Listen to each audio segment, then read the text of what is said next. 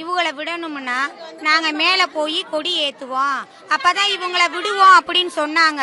அதுல எங்க ஆளுகெல்லாம் சொன்னாங்க, சரி நம்ம ஆளுக பூரா அங்க இருக்காங்க, அவங்க கொடி ஏத்திக்கிறட்டும், அப்புறம் நம்ம ஆளுக வந்துருவாங்க. வெறும் 4 பேர் தான் போறேன்னு சொன்னாங்க. இப்ப பார்த்தா ஒரு 30 பேருக்கு மேல போயிருக்காங்க. அன்னைக்கு நாங்க விளக்கு போட போகையில எப்பயும் எங்க ஆளுக தான் போவாங்க. அந்த இதெல்லாம் தூக்கிக்கிட்டு 4 பேர் மட்டும்தான் போகணும்னு எங்களை சட்டம் போட்டாங்கப்பா. நாங்க போகவே இல்லை. கார்த்திகை விளக்கு அன்னைக்கு அதையும் ஏத்த விடல. அன்னைக்கு இப்படிதான் பிரச்சனை பண்ணுனாங்க. அன்னைக்கு இப்படிதான் பிரச்சனை. இந்த பிரச்சனை இந்த 1 மாசமா ஓடிக்கிட்டே தான் இருக்கு. இன்னைக்கு ரொம்ப முத்தி போச்சு.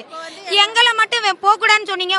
உங்க பேச்சுக்கு நாங்க கட்டுப்பட்டோம்ல. நேத்து ஏன் 5 பேர்த்த விட்டீங்க? 5 பேரை எதுக்கு நேத்து விட்டீங்க?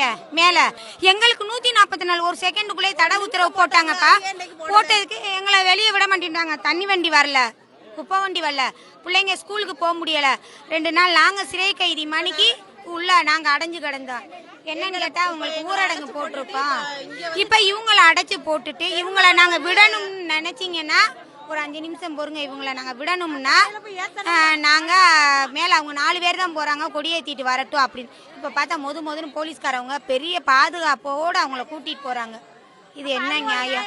அவங்களுக்கு ஒரு நியாயம், எங்களுக்கு ஒரு நியாயம். இது கூட ஜாதி கலவரமாக போகுது, மத கலவரம் ஆகிரும்.